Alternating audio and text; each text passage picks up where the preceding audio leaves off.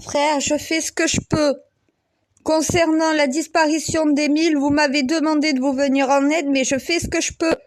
Se connecter à un enfant de 2 ans et demi, c'est plus compliqué que de se connecter à un adulte. Ou à un adolescent. Là, c'est un enfant qui, déjà, son cerveau n'est pas formé. Donc, c'est compliqué d'arriver à accéder à son âme. Oui, je peux localiser l'âme, mais celle d'un enfant, sa pureté. Donc, oui, mais à un moment donné, à cet âge-là, tu parles pas, tu réfléchis pas tout seul et tout le reste, c'est pas la même réflexion qu'un adulte. Donc, c'est compliqué à se connecter. Donc, tu me dis, lui arrivait quoi? Moi, je vais te donner une triquetra. Vous vous basez sur ça, je veux pas faire une erreur en vous disant une bêtise.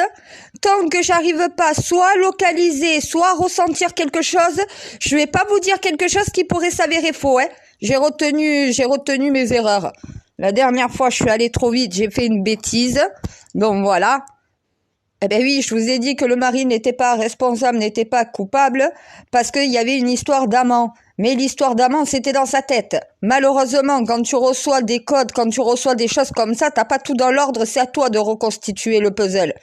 Des fois, tu te trompes de pièces, tu crois qu'elle rentre, t'essayes de forcer un peu, et au final, ben non, elle rentre pas, mais elle rentre en forçant. Là, je vais pas faire d'erreur. Mes gendarmes et policiers, je sais que chaque fois vous comptez sur moi, mais là, à l'heure actuelle, la seule chose que je peux vous dire, soit l'enfant est couché quelque part, donc voilà, il est tombé, il est blessé, il est allongé quelque part, donc voilà, et soit il dort, soit il attend qu'on vienne le chercher. D'un autre côté, soit la famille a quelque chose à voir dedans. Je peux pas l'écarter. J'ai pas plus d'informations, je peux pas l'écarter. Et je peux pas écarter non plus la piste de l'enlèvement. Une femme qui vient de perdre un enfant dernièrement, donc voilà, de 2 ans et demi, et qui a l'impression de voir son fils en regardant cet enfant et qui est parti avec lui. Ça peut être possible, hein. Cet enfant a une tête d'ange. Pour aussi un groupe de pédophiles, ça peut aussi intéresser ce profil. Donc, pour le moment, j'en sais pas plus. Je peux pas vous donner les réponses que vous attendez. Moi, je vous donne une triquetra. Ces trois sont possibles. Soit la famille a fait quelque chose à l'enfant et il crie « Ah ben, c'est déjà arrivé dans l'histoire. » Vu que j'ai pas plus d'informations, je peux pas lever ce doute-là pour le moment. Il y a la possibilité que la famille ait fait quelque chose à cet enfant et qu'elle essaye de camoufler ce qui a été fait, en faisant croire à une disparition. On en a déjà vu des faits de société comme ça. Donc, je peux pas le retirer de l'équation. L'enfant peut être juste perdu et blessé. Donc, voilà, dans un coin, vous savez, hey, il fait chaud. L'enfant va se mettre dans un buisson, là où il y a de l'ombre, là où il fait frais. Un enfant va chercher au plus pratique. Mais avec cette chaleur, vous vous imaginez ce qui peut arriver? Vous allez le retrouver en insolation ou mort s'il est perdu. Donc, il faut vraiment des battus. Vous attendez quoi, les citoyens? Vous attendez quoi, le peuple, pour y aller faire des battus et essayer de le retrouver? En vous donnant cette explication-là, je retire aussi l'explication peut-être de la famille peut être responsable. Elle peut être responsable. J'ai pas dit elle est responsable. Elle peut être responsable, c'est du déjà vu. Je ne connais pas cette famille, donc voilà, je ne me permettrai pas d'être sûre et certaine et catégorique de dire ils ont fait quelque chose à l'enfant. Tant que t'as pas de preuves, tant que t'en sais pas plus, tu peux pas t'avancer sur quelque chose d'aussi grave. Je peux pas accuser quelqu'un sans preuve. Là, j'ai aucune preuve, j'ai rien du tout. Se connecter à l'âme d'un enfant de 2 ans et demi, je vous dis pas la galère, c'est du jamais encore, j'ai dû me connecter à un être aussi jeune. Donc là, c'est vraiment, j'apprends, j'ai jamais fait ça. On m'a fait rechercher des morts, j'ai réussi plus ou moins à les localiser. Vous avez eu des fugitifs, j'ai réussi plus ou moins à les localiser. Ça vous a donné chaque fois un périmètre, une localisation. Après, il faut chercher. Je peux pas non plus être aussi précis. Je suis pas un GPS, je suis pas un radar non plus. Donc, au bout d'un moment, là, me connectant pas à ce petit, je ne ressens rien. Ça ne veut pas dire qu'il est mort. Attention, hein. Mais policier, je vous dis pas que c'est un enfant mort. Je peux même pas vous l'assurer. Je peux pas vous dire à l'heure actuelle s'il est vivant ou mort, déjà pour commencer. Ah ben là, je suis bien embêtée. Je galère à me connecter à l'âme d'un enfant de 2 ans et demi. À 2 ans et demi, ton cerveau n'est pas formé. Je sais pas comment je vais faire d'ailleurs. Oui, je sais, mon Dieu, va falloir que je trouve la fréquence pour arriver à me connecter à celle d'un enfant. On va dire qu'un enfant de 6 ans, son cerveau est formé. Il commence à fonctionner. À 6 ans, tu as des souvenirs. Avant 6 ans, tu as des brives, tu as des ressentiments, mais tu n'as pas de souvenirs. Ton cerveau est en formation à 2 ans et demi. À 6 ans, il commence à fonctionner normalement. Se connecter à une âme aussi jeune, mais c'est la galère. Comment toi et Enki vous faites?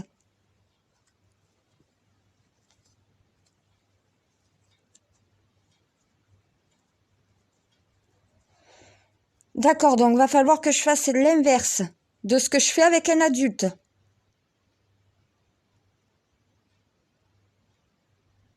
Ah ben c'est vrai, je cherche le bien et le mal.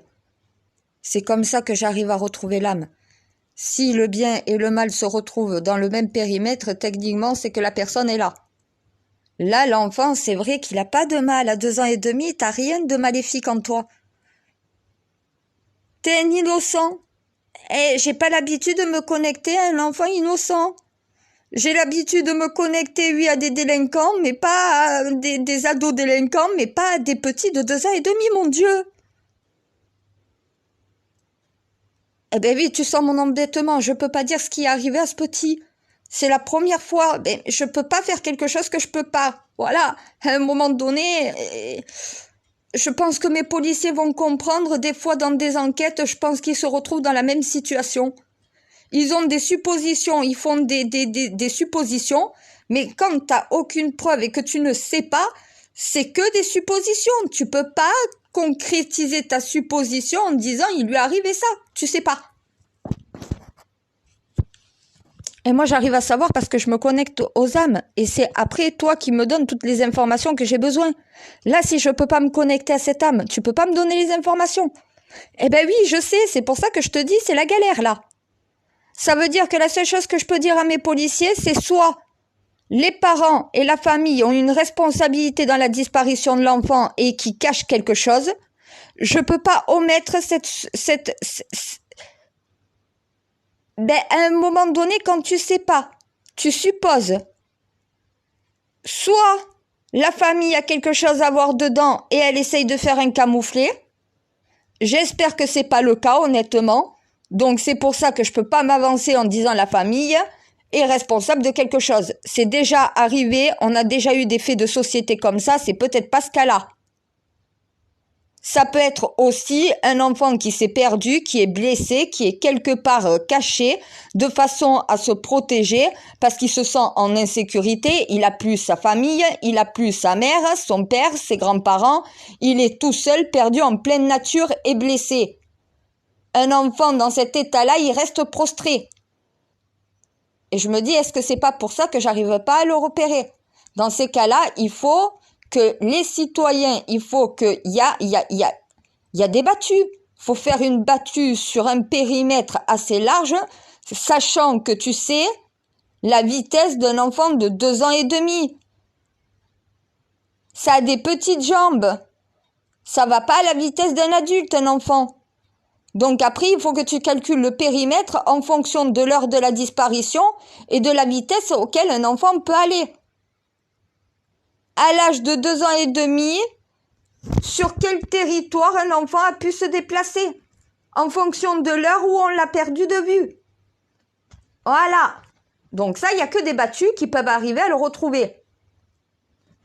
Et à côté de ça, tu as la possibilité d'avoir été enlevé par un pédophile ou par une mère qui a perdu un enfant ou qui peut pas avoir d'enfant ou qui a fait une fausse couche. Ça arrive, c'est des faits de société tout ça. Moi, je suis obligée de donner ces suppositions-là. Il y a une de ces solutions, c'est une de ces causes-là. Soit il est blessé ou il est perdu et il est prostré, il attend qu'on vienne le chercher. Donc voilà, parce qu'il doit avoir peur tout seul aussi, c'est un enfant de 2 ans et demi, il faut quand même se rappeler. Ça n'a pas les réactions d'un adulte. Un adulte perdu, il va crier, il va se déplacer. Donc voilà, un enfant, il va rester prostré. À côté de ça, tu as la possibilité que la famille ait fait quelque chose. Je peux pas l'assurer, mais c'est une possibilité quand tu sais pas. Mais parce qu'ils me disent, les parents, est-ce qu'ils ont quelque chose à voir ou pas? Est-ce qu'au final, l'enfant est perdu? Est-ce qu'il s'est fait enlever? Ben, ça peut être un des trois. C'est ce que j'ai répondu à mes policiers. Il me dit, oui, mais lequel des trois? J'ai dit, je sais pas. J'arrive pas à me connecter à ce petit de 2 ans et demi. Son cerveau n'est pas formé, c'est compliqué de faire cela. Donc je peux même pas le localiser. Sinon, j'enverrai directement des battues sur un secteur, comme je fais à chaque fois. Je peux pas le faire là. Je peux pas faire l'impossible quand l'impossible n'est pas possible. Tant que j'arrive pas à établir une connexion ou avoir des ressentiments, d'avoir des flashs, d'avoir quelque chose qui me permet d'avoir un début de commencement, à l'heure actuelle, j'ai rien. Elle sait bien de le reconnaître, ben oui, mais je leur ai dit, si je peux pas faire, je ne pourrai pas faire. Ah, je leur ai dit depuis le début de la mission, ben là, je suis dans cette situation-là.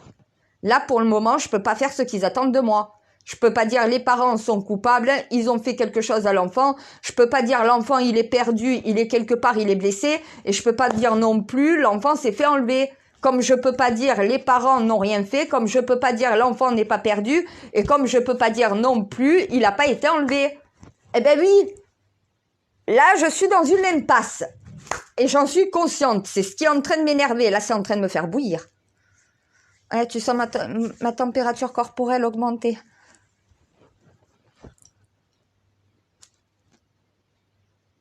Et en plus, je peux pas en vouloir à l'enfant, hein, de pas arriver à me connecter avec. C'est normal, 2 ans et demi.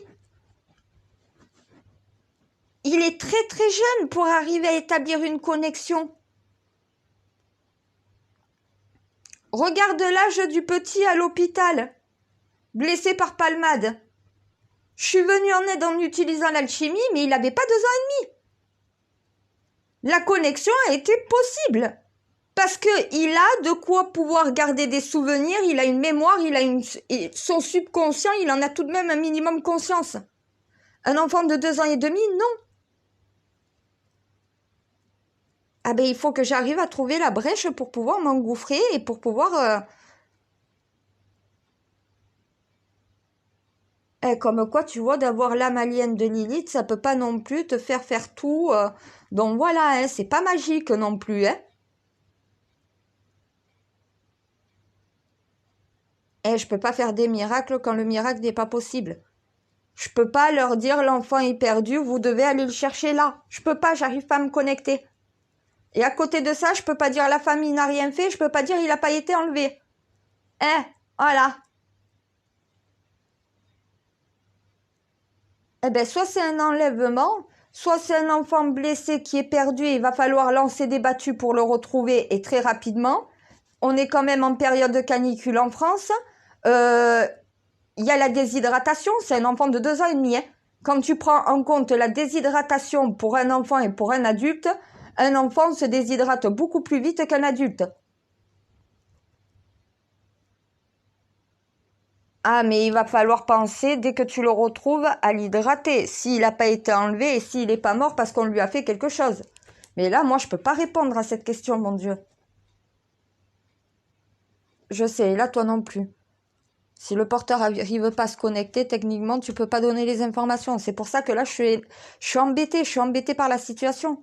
2 ans et demi, tu t'imagines? Parce qu'un enfant de 2 ans et demi n'a pas de conscience. Comment tu te connectes à l'âme alors que l'âme commence à avoir une conscience à l'âge de 6 ans? Avant 6 ans, la connexion est très très dure, mais 2 ans et demi, c'est plus encore que 4 ans et demi. Ou que 5 ans. Ah, mais il est très très jeune, c'est comme sur un bébé d'1 mois et demi, ça serait la même chose.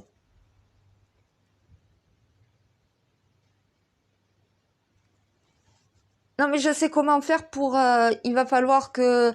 Il y a des enfants, donc voilà, dans mes Templiers, des nouveau-nés, chez des frères aussi et sœurs du Temple dans la mission. Je vais pouvoir essayer de me connecter à leurs enfants, puisque j'ai un lien direct avec les parents. Ça sera beaucoup plus simple. Et je vais développer ça, parce que c'est pas possible. Ah ben non, selon l'âge de l'enfant, je peux me connecter à lui facilement. Si l'enfant est trop jeune, il va falloir que je développe cette pratique et cette technique.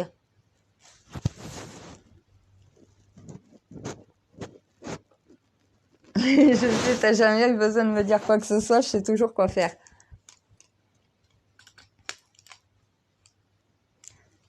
Mais là, je m'excuse pour les parents, mais à un moment donné, quand tu sais pas, tu peux que supposer. Je peux pas omettre le fait qu'ils ont peut-être fait quelque chose à ce petit. Après, s'il faut, ils lui ont rien fait du tout et ils ont leur enfant qui s'est fait enlever ou qui est perdu et blessé quelque part. Ça veut dire que là, la priorité, déjà, c'est lancer des battus. En urgence, lancer des battus. Si cet enfant n'a pas été enlevé et si la famille ne lui a pas fait quelque chose, techniquement, c'est un enfant en danger, sous le soleil, qui risque une déshydratation et qui risque de mourir. 2 ans et demi. Et si j'ai du mal à me connecter parce qu'il est très jeune, alors on ne peut pas laisser cet enfant, donc voilà, comme ça, il faut lancer des battus en urgence. Là, il faut demander un appel à la population pour venir les aider dans les battus. La famille doit appeler tout ce qu'elle connaît pour faire des battus. La gendarmerie et la police doivent commencer des battus. Là, il faut chercher ce petit. Ces heures sont comptées. À 13 heures, le soleil y tape. Cet enfant va être en déshydratation. Oui, si il est perdu et blessé quelque part. Et en plus, s'il est blessé, c'est pire encore. À la déshydratation sur un enfant de 2 ans et demi, en plus d'une blessure, ça peut être fatal. Hein, et plus rapidement qu'on le pense. Hein. Si cet enfant est vraiment perdu, il faut le retrouver au plus vite. Donc, c'est pas une disparition parce que tu t'es fait enlever ou parce que ta famille t'a fait quelque chose. C'est un enfant qui est perdu et peut-être blessé quelque part. Et dans les conditions climatiques qu'est la France en ce moment, on doit le retrouver le plus vite possible. Ben, je leur ai dit déjà, lancer des battus. C'est la première chose à faire. Quand tu sais pas, la première chose à faire, même si au final la famille a fait quelque chose, même si c'est fait enlever, au moins déjà tu cherches. Si tu pars sur la piste enlèvement où la famille a fait quelque chose et que l'enfant est perdu, au final, tu pars sur des directions qui sont mauvaises et l'enfant perdu, tu le retrouveras mort.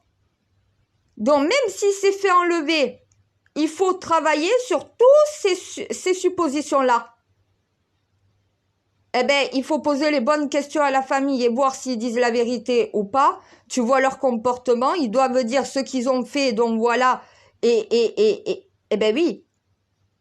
À côté de ça, il faut regarder qui se trouvait dans le même secteur à ce moment-là. Est-ce qu'on n'a pas rencontré une femme qui paraissait suspecte, donc voilà, sur ce secteur? Est-ce qu'il n'y a pas un homme en voiture qui est passé sur ce secteur et qui aurait pu enlever l'enfant? Faut essayer de voir qui était sur le secteur et si quelqu'un a vu ou pas quelque chose. C'est pas un appel à la délation, c'est un appel à l'information. Est-ce que quelqu'un a vu une femme ou un homme qui pourrait être suspect dans les environs? Si dans les environs, il n'y avait que cette famille et personne de suspect, techniquement, il n'y a pas d'enlèvement. Eh, c'est pas les aliens qui sont venus l'enlever, hein. Voilà, tu vois, au bout d'un moment, il faut pas non plus partir dans les théories complotistes, théories dramatiques. Là, la priorité, c'est lancer des battus pour essayer de le retrouver.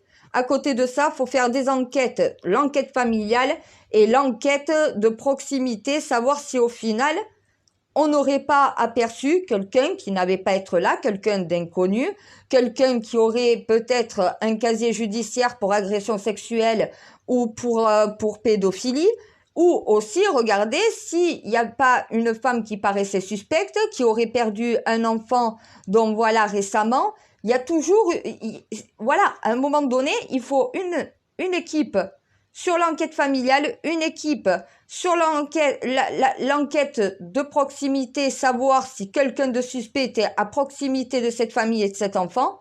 Il faut en même temps lancer des battues pour trouver ce petit. Quand tu sais pas, tu mises sur la triquetra. Voilà. Ça sera une de ces solutions-là. De toute façon, il peut pas en avoir d'autres. Si l'enfant n'est pas perdu et blessé en attendant qu'on vienne le chercher, c'est qu'il a été enlevé ou que la famille a fait quelque chose. Si l'enfant est perdu et qu'il est blessé quelque part, c'est que la famille a rien fait et qu'au final, eh ben oui, il n'a pas été enlevé. Mais tu peux pas retirer une hypothèse sans essayer de confirmer l'une des autres.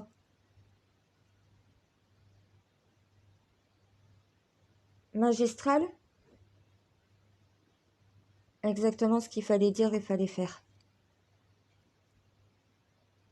T'es parfaite. Non, je suis pas parfaite. Je suis équilibrée. Même si je parle avec toi et que ça paraît complètement fou, je suis tout de même très équilibrée. J'ai la tête sur les épaules et les pieds sur terre. Je suis bien connectée à ce monde. Je suis carrément ancrée, enracinée dans ce monde, moi. C'est une réalité. La famille peut aussi... Il y a eu un accident et ils essayent de cacher l'accident. Donc, ça se peut, c'est déjà arrivé. Tu peux pas omettre cette hypothèse-là. Mais si tu vas que sur cette hypothèse-là, les autres hypothèses, tu les laisses de côté? Non, tu dois travailler sur toutes les hypothèses. Et dès que tu as suffisamment d'informations, eh ben, tu retires une ou l'autre des hypothèses. Mais en attendant, tu dois toujours chercher ce petit. Si la famille a fait quelque chose, il n'y aura personne qui l'aura enlevé. Donc, de toute façon, l'enquête du secteur, l'enquête, donc voilà, de proximité, va permettre de savoir s'il y a une possibilité d'enlèvement. Si personne de suspect était dans cette zone, techniquement, il n'y a pas d'enlèvement. C'est la logique qui confirme la règle. Si on lance des battues et qu'on ne se retrouve pas ce petit, alors il a ni été enlevé, il n'est pas perdu. À un moment donné, qu'est-ce qui reste? La famille. Mais tu peux pas supprimer une hypothèse sans en avoir confirmé une. Si on retrouve ce petit par des battues, ça veut dire que la famille n'a rien fait et que, au final, il n'a pas été enlevé. Mais dans le cas qu'il ne soit pas perdu, tu dois quand même chercher des deux autres côtés pour pouvoir retirer un doute. T'as le doute, tu sais pas. Tu cherches. Là, les policiers, c'est comme moi, il faut y aller à tâtons. Faut être très prudent. On ne peut pas lancer des accusations contre la famille ni des accusations d'enlèvement, mais on ne peut pas non plus supprimer ces hypothèses. Mais à côté de ça, il faut lancer des battues pour chercher cet enfant. S'il est perdu, il faut le retrouver très vite. Ah, mais il faut 3 équipes. Une équipe sur les battues, une équipe qui va interroger au final la famille, donc voilà, et les proches, et pas en garde à vue non plus, parce que si ils ont rien fait à cet enfant, faut pas leur infliger une peine supplémentaire. Donc c'est pas dans une cellule de garde à vue qui doit se retrouver, ni dans un bureau. Non. Là, c'est vraiment savoir l'emploi du temps, savoir ce que chacun a fait, où était le petit quand il faisait ça, et au moins tu sais déjà quand est-ce que le petit a disparu. Mais quand tu vois l'emploi du temps de chacun, que chacun, déjà si tu vois qu'ils disent pas la même chose, tu commences à te poser des questions. C'est pour ça qu'il faut que 3 enquêtes soient faites, il faut qu'on lance des battues et qu'il y ait des enquêteurs qui recherchent l'enfant sur le terrain, avec des chiens policiers, mais qui sentent les cadavres et les vivants. Si l'enfant est mort, le chien va pas chercher un mort, il va chercher un vivant.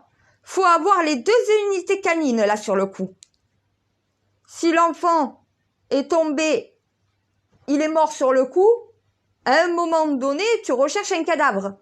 Le chien policier qui va rechercher des victimes, des survivants, n'identifiera pas au final un corps. Et ils se sont retrouvés dans la même situation il n'y a pas longtemps. Ils ont fait appel à un chien pour sentir les vivants. C'était un appel pour sentir les morts qu'il fallait. Eh ben oui, t'appelles le chien qui sent les cadavres et t'appelles le chien qui sent les vivants. Quand tu fais une battue, tu dois avoir les 2 unités canines sur le terrain. Un chien va chercher au final un cadavre, l'autre va chercher au final un survivant. Il faut les deux sur le terrain. Et si l'un des chiens a une piste, selon quel est le chien, tu sais au final ce que tu vas chercher. Je peux même pas dire si cet enfant est vivant ou mort. Je peux pas dire s'il a été enlevé, s'il est perdu ou si la famille est responsable de quoi que ce soit. Faut que des enquêtes soient faites. Mais le plus important, c'est les battus.